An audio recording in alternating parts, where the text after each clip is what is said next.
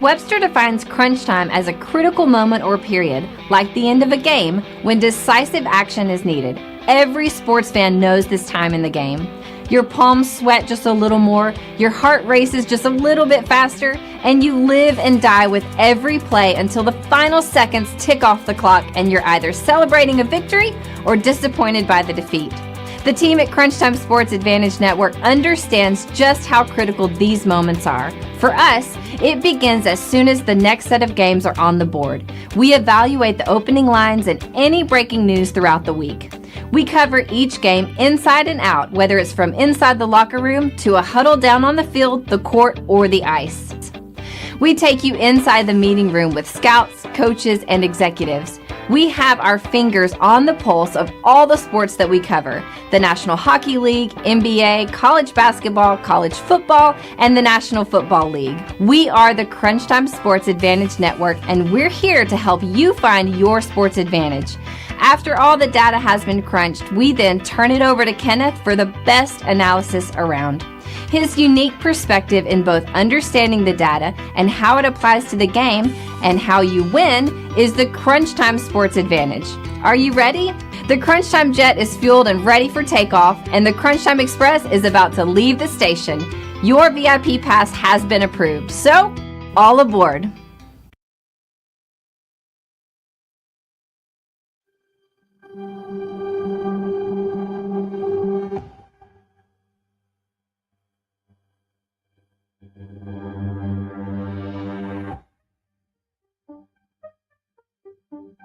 Welcome to the 2024 College Football Team Autopsy Report. An autopsy report is a document that summarizes the findings of an autopsy, an examination of a body after death. It includes details of the examination, tests, and observations performed, as well as the cause and manner of death.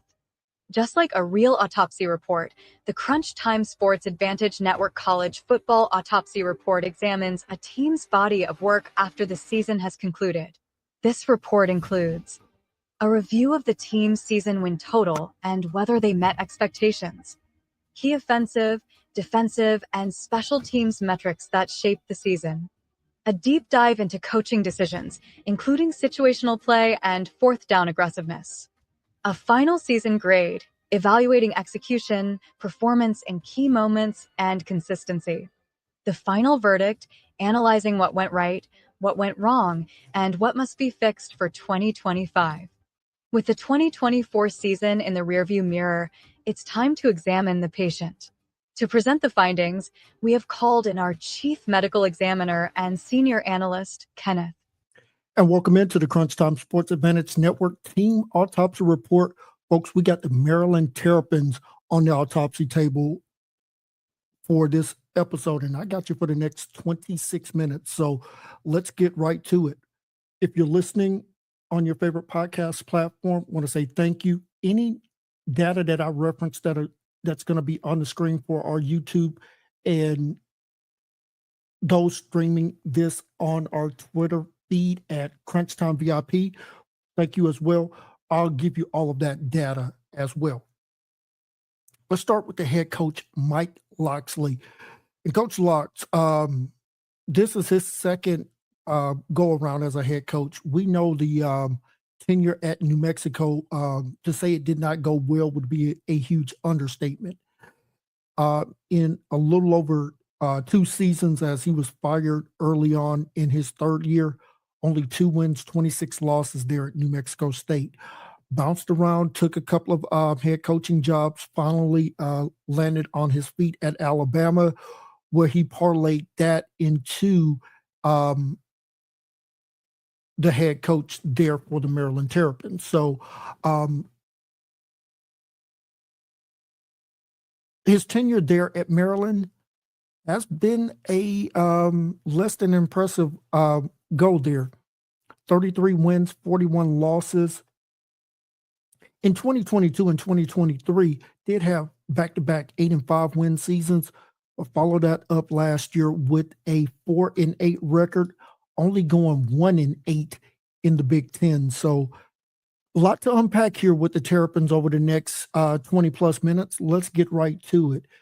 And we'll start right there with the season betting win total.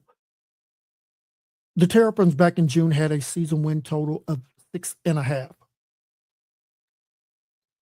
We know that they fell well short of that by 2.5 games, so did not meet expectations there.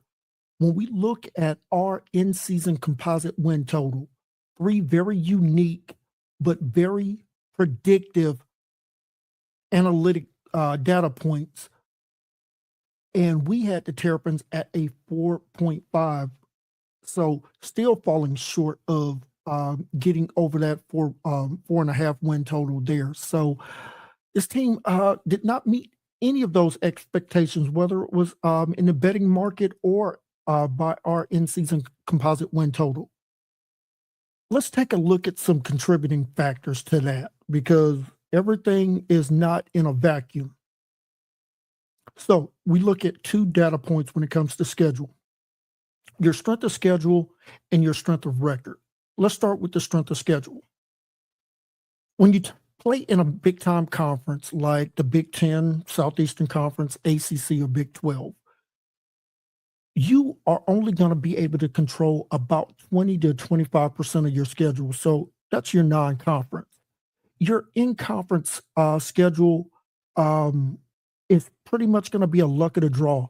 Who did you actually have to face in your in-conference schedule? When we look at the Terrapins, 52.2% strength of schedule. That was the 22nd toughest schedule in all of college football last year.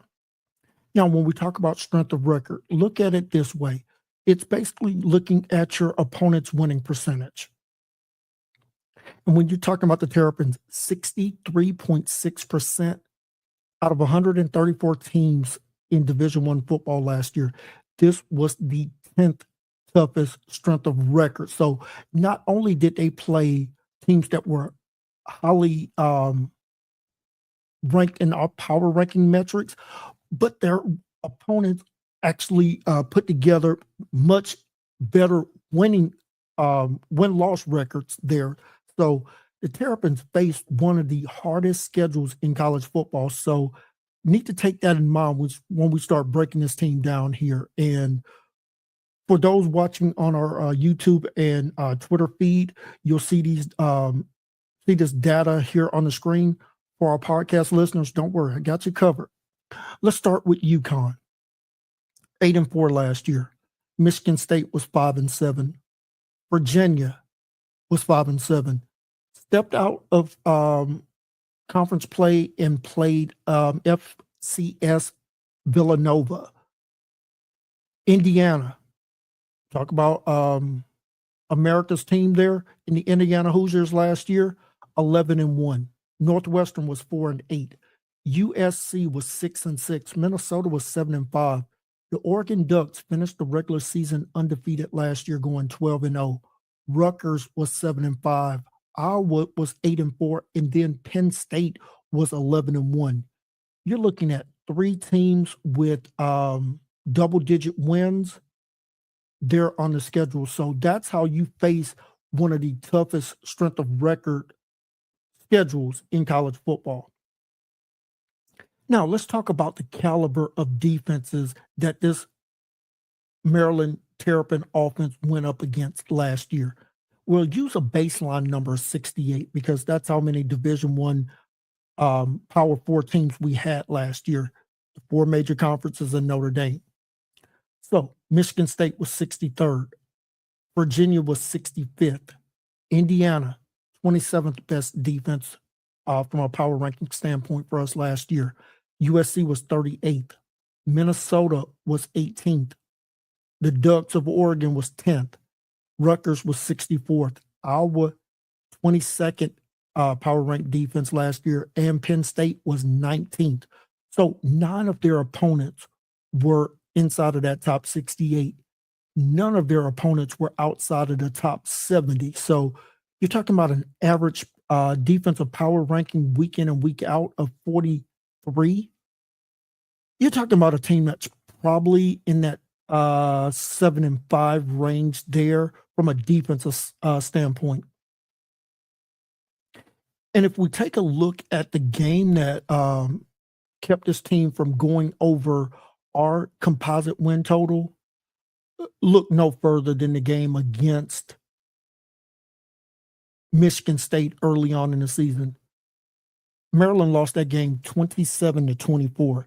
Had they gotten that win, you're looking at a team that would have started the season off 4-0. It maybe would have gone into that Indiana game with a little bit more confidence there. Now, let's dive into the offensive metrics here, because I want to see, when we start adjusting for opponent, was this Terrapin offense better, the same, or a little bit worse than what their raw accounting stats show? So for the offensive numbers, I'm going to give you 3 different data points. I'm going to give you the NCAA average for that category. I'm going to give you Terrapins, what we call accounting stats for that category. And then I'm going to give you our adjusted number for that category. So last year, the average team scored 28 points per game. Maryland, raw accounting stats say 23.7. When we adjust for opponent, does go up to 26.2 points per game. Now, the passing offense, average team last year, 227 yards per game passing. The Terrapins, 276 yards per game passing, 278 when we adjust that for opponent. Now, the run game, 160 yards per game was the average last year. The Terrapins could only muster 110 yards per game rushing. However, when we adjust for opponent, we do see a tick up in that number to 139 yards per game. So about a 29-yard improvement there from when we adjust it based on opponent to what their actual number was. And then total offense per game, 387 yards per game was the average for a team last year. Terrapins were right at that at 386. And when we adjust for opponent, it does go up over that 400-yard mark to 418 per game. So about a 31-yard per game improvement when we adjust that over their accounting stats number. Let's dive deep into the metrics here. Average team last year, scoring drives, 40%. When we adjust the Terrapins, 37%. Drives ending with a touchdown. Average team last year was about 29%. Right exactly where the Terrapins were, 29%. And then third down conversion. Average team last year about 39%. The Terrapins right at 40% conversion on third downs when we adjust that for opponent. Terrapins allowed 25 sacks last year. The average team allowed about 23.5 on the season. So just slightly over the average there, and committed 20 turnovers. That is something that they're going to have to improve on. And then finally, we look at our 3 E's. How effective, how explosive, and how efficient were your offense last year? And the Terrapins were not good at any of those categories. 81st effectiveness in offense, 92nd in explosive offense, and then 78th in efficiency. When we sum it all up, the Terrapins were our 82nd ranked offense in 2024. And when you look at their offensive struggles, look no further than the quarterback play, whether it was MJ Morris or Billy Edwards Jr. Edwards Jr. completed about 65% of his passes, 2,881 yards, 15 touchdowns, 9 INTs. Morris was actually even worse, 59% completion percentage, 350 yards in 7 games, 5 touchdowns passing, but also 5 INTs. So neither quarterback did a great job of taking care of the ball last year. Those two combined for 20 passing touchdowns, but 14 INTs. That is not the kind of ratio you need from your quarterback. The one bright spot on this offense was wide receiver Ty Felton. In 12 games last year, this young man caught 96 passes, 1,124 yards, 11.7 yards per reception, 9 receiving touchdowns. Literally their only bright spot on offense. Okay, let's flip it over to the defense here. And again, we'll use that baseline number of 68 to see how many of Maryland's opponents' offenses ranked inside of that top 68. Really want to kind of get an idea of the quality of offenses that the Terrapins defense went up against.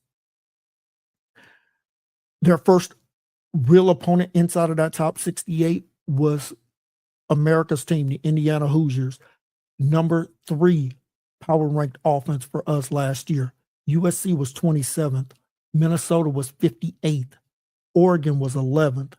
Rutgers was 46th. Iowa was 30th. And Penn State was 48th. 7 of their opponents were inside of the top 68. However, 4 of their opponents were outside of the top 80, including 2 teams in Northwestern and Michigan State outside of the top 100. So the defense, average power ranking, faced an offense that would have been ranked 54th. You're talking about a team that would have probably been more in that 6-6 range there. Now for the defense, I'm just going to give you the 2 numbers. The accounting stats number and then the adjusted number for that category. So points per game, Maryland gave up 30.4 points per game. When we adjust for opponent, it does go down to 27.1. As far as passing yardage allowed per game, 241 yards per game. When we adjust for opponent, just slight improvement there to 236 yards per game passing allowed. The rush defense, 137 yards per game. When we adjust for opponent, does creep up to 143 yards per game. So basically an even wash out from our adjusted number to their raw accounting number. Total offense per game, 378 yards per game in both their accounting stats and adjusted number there. So their defense pretty much played true to their ranking in those categories. Now let's take a look at their opponent's drive ending with a score. Remember, touchdown or field goal, 38%. Their opponent's drive ending with a touchdown, 26%. So just a slight improvement over the NCAA average and virtually the same as far as their opponent's third down conversion adjusted, 39.5%. So just a little tick above the average last year. Team could not generate any pass rush, only 11 sacks last year. And their opponents converting on fourth down, absolute money, 11 out of 16, 69% conversion rate there. Did do a decent job of forcing 17 turnovers there. Now let's take a look at the 3 E's on defense.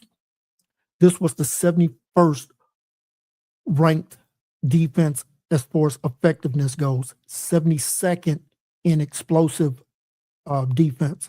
This team was giving up big time chunk yardage there on defense.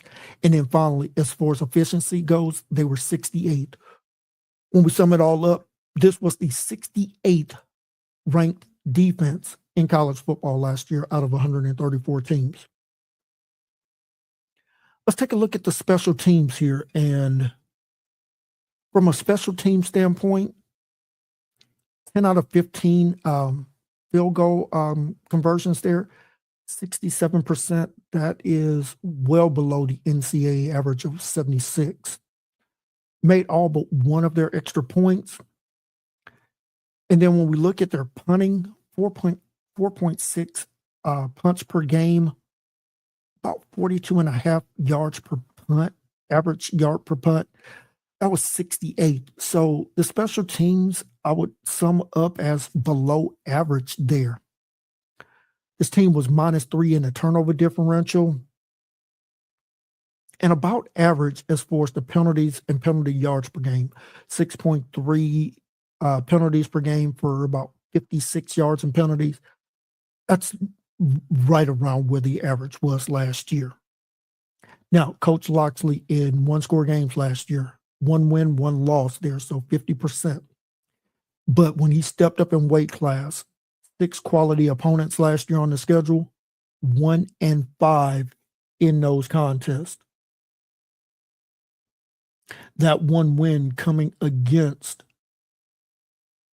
USC, 29-28. So a narrow win there. Had they not gotten that victory, you're talking about a team that would have lost their last 8 games in a row. So absolutely needed that win to at least avoid going winless in conference play last year. And as far as fourth down aggressiveness, Loxley went for it about 17% of the time last year on 4th downs. 21st out of 144 qualifying head coaches last year. Overly aggressive, and it did not pay off. 13 conversions out of 30 attempts. That's 43%. You're putting your defense in a lot of bad field position games by being that aggressive, but not marrying it up with the conversion rate. So I would venture to guess that potentially took them out of staying competitive in a couple of games that the score hadn't gotten completely away from them on the scoreboard. Now, let's take a look at the offensive and defensive splits in the games that they won and the games that they lost. And I'm going to venture that we're going to see some pretty wide splits here, both by their offense and defense when we get to them. So, in the 4 games that Maryland won last year, offense was scoring 36 points per game, attempting 41 passes per game, and that's going to be the same number in the games that they lost. So, there's going to be no difference there. 339 yards per game passing in those victories, 8.2 yards per attempt, 11 yards per completion.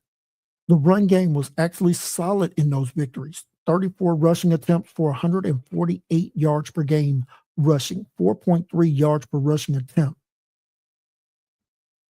This team was converting 3rd downs at a 33% clip in those 4 victories, also converting 67% on 4th downs there and only committed 4 turnovers. So I told you we would see some real big swings as far as in the 8 games that they lost, 17.5 points per game in those 8 losses. Passing attempts, as I've mentioned, remained the same, 41 per game, but only 244 yards per game passing, 5.9 yards per attempt, 10.2 yards per completion. The run game also struggled a little bit more. 29 rushing attempts in those 8 losses per game for only 92 yards per game rushing, 3.2 yards per rushing attempt.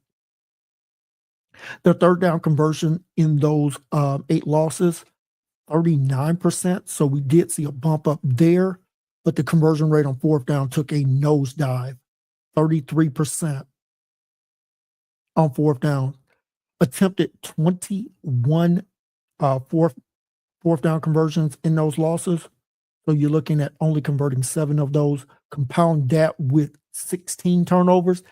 This team was making mistakes all over the place when they were losing. Let's take a look at the defensive splits here, and we're going to see a pretty wide swing here as well. This team in those 4 victories, only 17 points per game allowed, 240 yards per game passing by their opponents on 38 attempts, 6.3 yards per attempt, 11.3 yards per completion. They were absolutely stout run defense in those 4 victories. 92 yards per game allowed on 29 attempts by their opponents, 3.2 yards per rushing attempt. Their opponents converting 31% on third downs and just 1 out of 4 on fourth downs, a 25% conversion rate, did force 8 turnovers in those 4 games. However, in the 8 losses, opponents were averaging 37 points per game, 242 yards per game passing, so roughly about the same amount of yards passing, but doing it on 10 fewer passing attempts, just 29 passing attempts there by their opponents, 8.4 yards per attempt, 12.5 yards per completion. The run game goes up, opponents averaging almost 10 more rushing attempts per game. So 39 rushing attempts per game, 459 yards per game rushing, 4.1 yards per attempt. Their opponents were converting third downs at a 44.5% rate there, and then 83% conversion rate on fourth down. So you marry those 2 numbers together. They could not convert on fourth downs. Their defense was allowing drives to extend on fourth downs and only forced 9 total turnovers in those 8 games that they lost. So major swings there for the Terrapins. Let's talk about quickly what went wrong for this team before we give you the final grade and the final verdict. Poor fourth down defense, as I mentioned, inability to establish the run game, and defensive struggles against top opponents in 2024. Let's go ahead and get to the final grade for the Maryland Terrapins.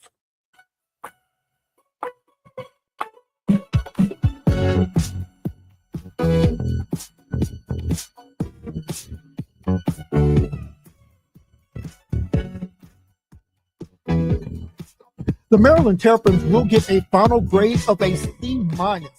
This team just had way too many struggles on defense. Combine that with poor decisions by the head coach going for it on fourth down and not being able to execute.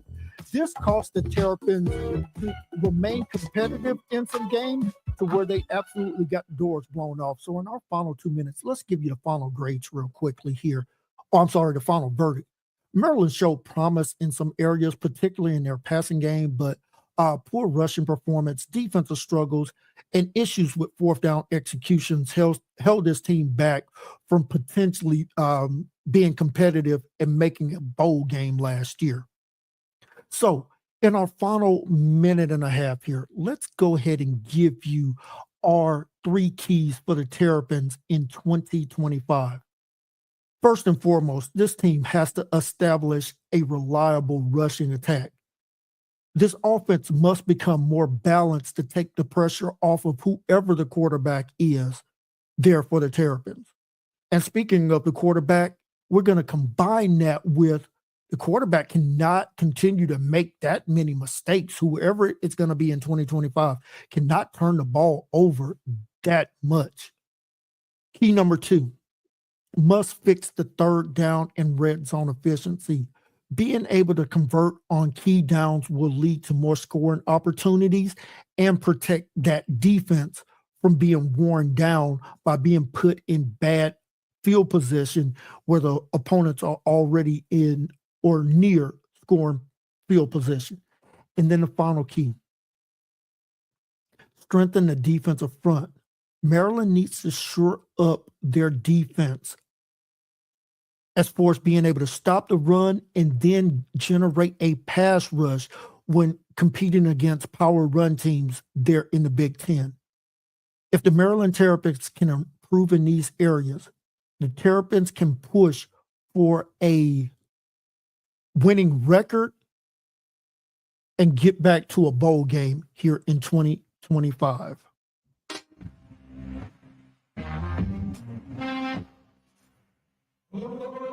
Thank you for tuning into this podcast.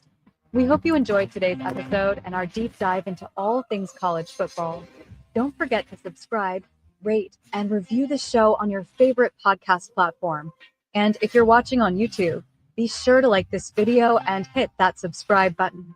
You can follow us on Twitter at CrunchTimeVIP for updates, insights, and more content.